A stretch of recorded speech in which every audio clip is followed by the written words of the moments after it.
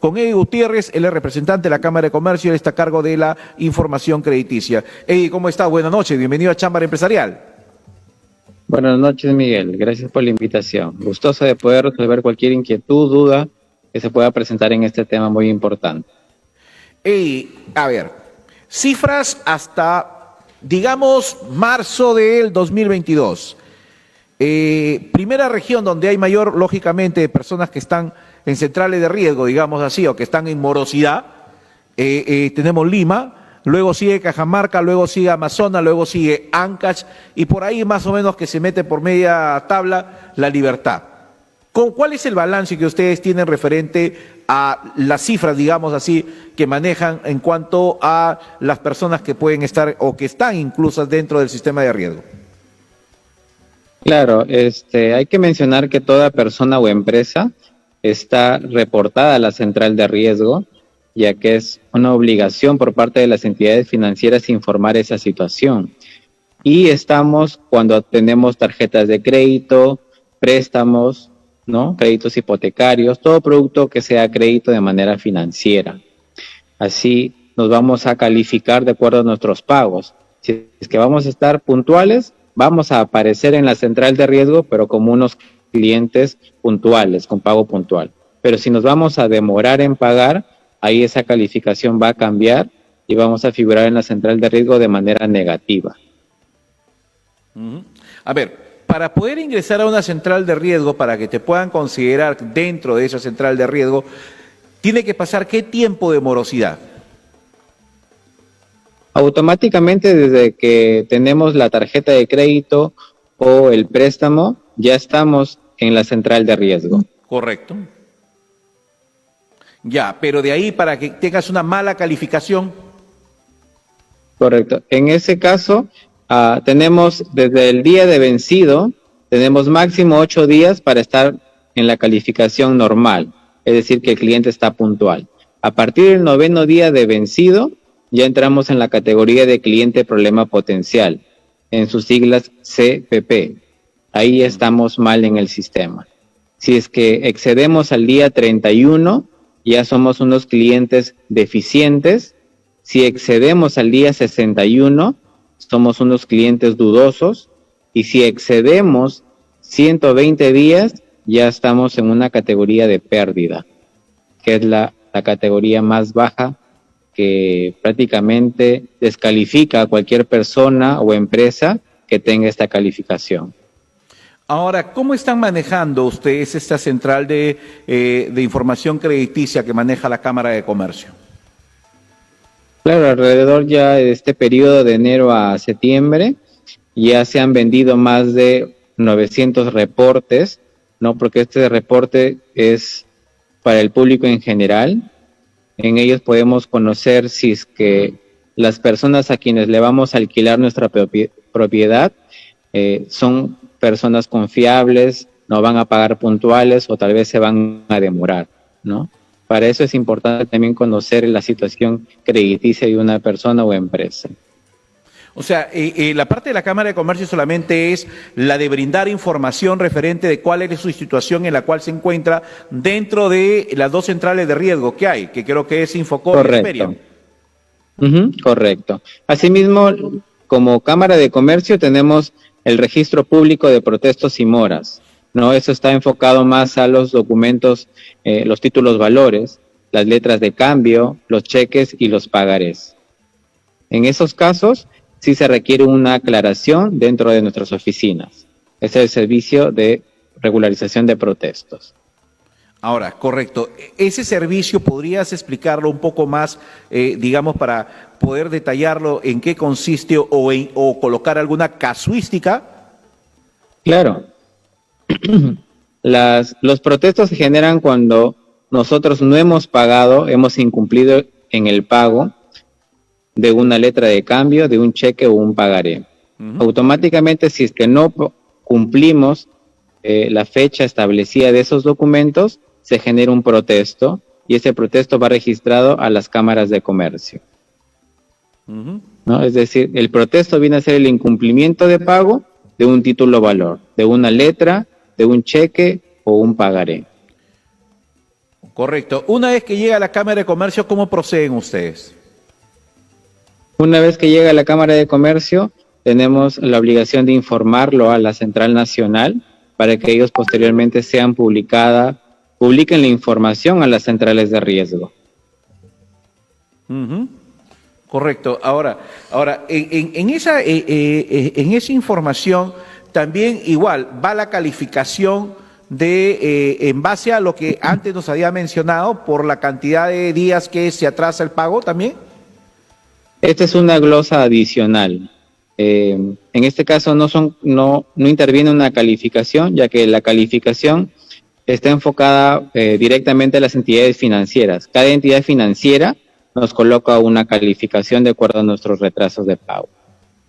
Hablamos ya de los protestos cuando las personas han incumplido mucho tiempo en pagar y a través de un proceso judicial se ha llevado este caso de cobranza. Entonces los juzgados ya a través de la resolución nos envían los expedientes para que estos sean ingresados al sistema de manera de morosidad. Correcto. Ahora, en ese interín que ustedes tienen desde que está operativa la Cámara de Comercio, me imagino yo que en el año 2020 debe haber sido elevada la cantidad de procesos que deben haber ingresado por la coyuntura que hemos atravesado de la época de la pandemia y que todavía seguimos. Pero, ¿cómo ha evolucionado? ¿Cómo está 2020, 2021? ¿Cómo va 2022? ¿Cuál es la tendencia? ¿Va a superar este 2022 la documentación ingresada respecto al 2021 o hay una baja en esto? Sí, a comparación de los años anteriores, se ha visto un incremento, ¿no? Por el tema de registros que tenemos, ya son más de 5.100 registros en lo que va del año, ¿no? A comparación del año anterior, que también en el mismo periodo estaban por el rango de los 3.800, hoy está en un 5.100, ¿no? Mayor a 5.100 registros. Y esto también se debe, ¿no? Debido a la pandemia, es entendible que no todos hayan tenido la posibilidad de pagar puntual, ¿no? De manera puntual sus créditos, y es por eso que se han visto informados de manera negativa a las centrales de riesgo. Ahora, ¿cuál es el proceso que tiene la Cámara cuando recibe este documento para que el cliente tenga conocimiento y también pueda más o menos acercarse a cumplir con sus obligaciones? ¿Cuál es la parte que desarrollan ustedes? Básicamente nosotros, una vez que esta información ya registra en las centrales de riesgo, las personas tienen que regularizar la información siempre y cuando hayan pagado, ¿no? Entonces, sí tienen que venir a nuestras oficinas y presentar lo que se conoce como la carta de no adeudo, que es el sustento que la persona ha cancelado. Y con ello ya nosotros podemos hacer la regularización. Este servicio también tiene un costo de acuerdo al importe que ha sido informado como deuda en el sistema financiero. Ahora justamente ahí viene una parte importante. A ver, el hecho de que tú, por ejemplo, tengas, digamos, una carta de no adeudo, vamos a poner una casuística, ¿ya? A ver, crédito otorgado por una institución financiera X. El señor Juan Pérez no paga, por ahí tuvo algunos problemas, salió, pero lógicamente la deuda que tiene el banco lo cobra por cierto tiempo y de ahí esa deuda se la vende a agentes que se encargan de la cobranza. Se la vende la deuda, la compra y comienzan a llamarlo a Juan Pérez. Y dice, Juan, paga tu deuda que tenía de 10.000 soles, que ahora te estamos dejando en oferta en 7.000, digamos, o en 5.000 soles, y te damos tu carta de no adeudo. Juan lo paga, la carta de no adeudo, con esa carta se acerca a ustedes y registra que él ya cumplió esa obligación, o sea, ya no tiene esa deuda, pero eso no implica que sea borrado automáticamente del sistema, ¿verdad? Así es correcto. La información ya de por sí queda registrada en las centrales de riesgo y de cancelarlo siempre es bueno que ante un tercero la carta sea específica, ¿no? Que esa deuda que ha sido pagada ha sido cedida por tal entidad, ¿no? Por una entidad X. Que actualmente se ha pagado con ese tercero está bien, pero tiene que hacer mención en esa carta para que la persona tenga el sustento y el fundamento como tal que ha cancelado la deuda. Me imagino que se deben haber presentado inconvenientes, entonces, de que simplemente le dijeron que ha pagado la deuda, ya no tiene nada, pero no tipifica qué tipo de deuda y a qué institución. Ujú. Es correcto, así es. Es de manera muy general, ¿no? Sobre todo para tener el respaldo completo, ¿no? Que yo ya de por sí no tengo deuda con la entidad financiera, ¿no? Pero correcto, ya. Entonces, ese es un buen punto, don Eddie, para que la gente tenga en cuenta que cuando va a hacer ese tipo de trámite, tiene que solicitarle que le entreguen una carta donde tipifique que ya no le debe a tal institución financiera y que su monto ha sido cancelado en su totalidad, para que con eso ustedes se acerquen a... Porque, ¿qué pasa si es que una persona se acerca sin esos digamos, criterios específicos para que ustedes puedan manejarlo? ¿Qué sucede? La carta no es válida, ya que en nuestro sistema va a figurar la primera entidad que reportó esa deuda. No figura la tercera entidad que ha comprado la deuda, ¿no? A quien ha sido cedida. Es por eso que se recomienda que la carta sea de manera específica, ¿no? De manera detallada, ¿no? Que tipifiquen esa información de manera que todo esté claro. Correcto, esa es una parte fundamental. Ahora, ¿qué tiempo pasa? Calculo yo, 1 año o 2 años es lo que pasa para que tú puedas más o menos ya entrar a un tema de poder ser accesible a otros créditos después de haber estado en Infocor.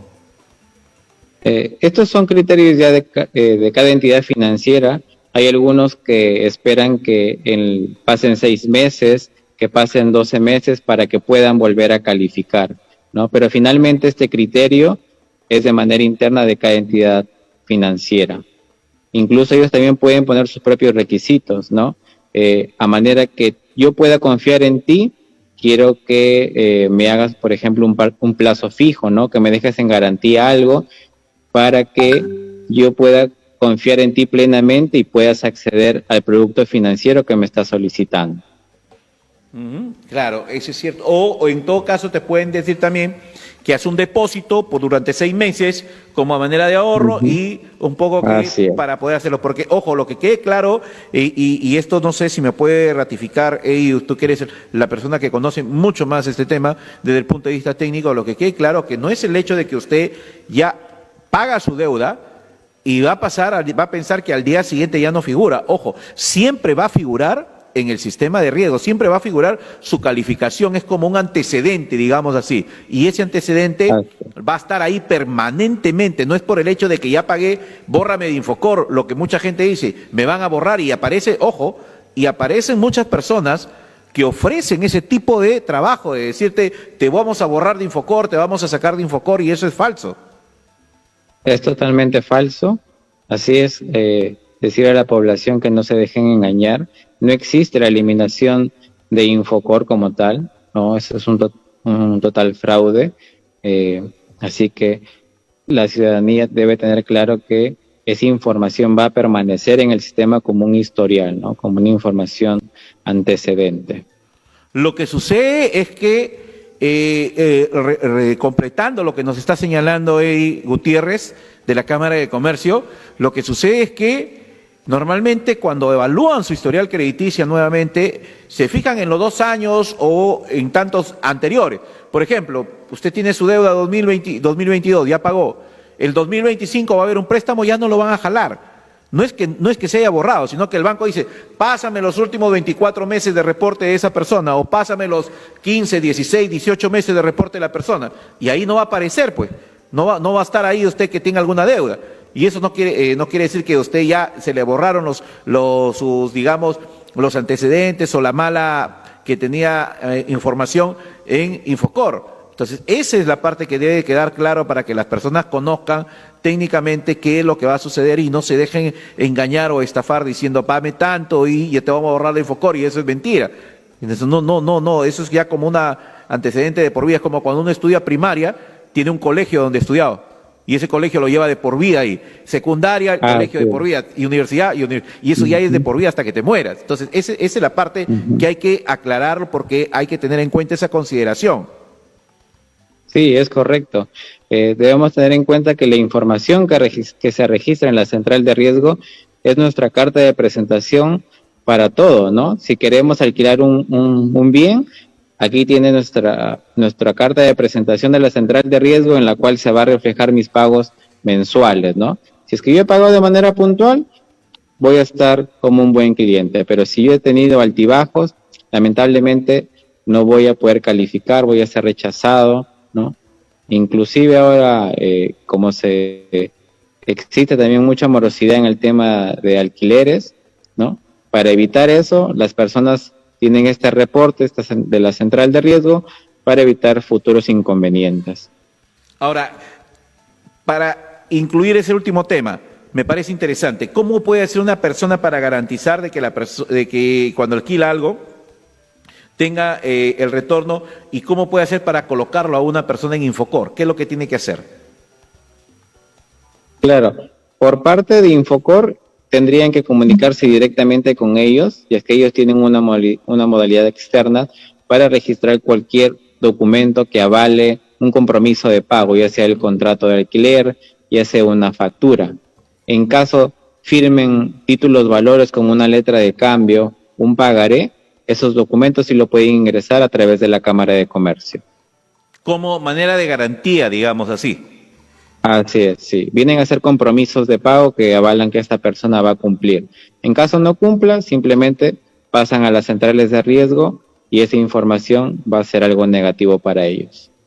Esa es la parte fundamental. Muy interesante, Eddie, lo que hemos analizado y muy buen tema el que hemos tocado para ver el tema de Infocor y hay que seguir hablando de estos temas porque es una manera como se puede hacer educación financiera para que la gente conozca y no se deje estafar y no se deje engañar, pues, porque vemos que hasta en las redes sociales proliferan ese tema. Estás con Infocor, yo lo soluciono. Estás con Equifax, yo lo soluciono. Experian, yo lo soluciono. O sea, hay varias promociones que se hacen y no es así. Usted va a seguir figurando en la central de riesgo. Entonces, ¿cómo pueden hacer, Eddie, para que las personas puedan acercarse para tener una mejor orientación con ustedes?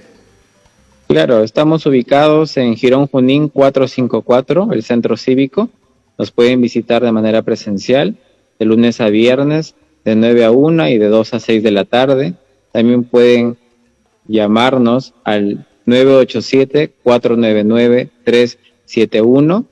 También pueden escribirnos al mismo número y gustosamente vamos a atenderlos. Asimismo, pueden hacer referencia a la participación de este programa para poder darles un 10% de descuento en los reportes de estas centrales de riesgo y también un 15% de descuento en la regularización de los protestos, ¿no? De los títulos valores que hemos mencionado. Correcto, muchísimas gracias por la deferencia de atender el llamado de Chámara Empresarial y vamos a seguir atentos para poder seguir conversando contigo sobre este tema que me parece que tenemos que darlo permanentemente porque es una manera de contribuir a mejorar y a fomentar una educación financiera mucho más loable desde las instituciones y los medios de comunicación como alianza estratégica. Gracias a tu programa y gustosamente estamos encantados de poder participar en una próxima vez. Un gran abrazo, buenas noches, buen fin de semana. Buenas noches. Bien, vamos a ir.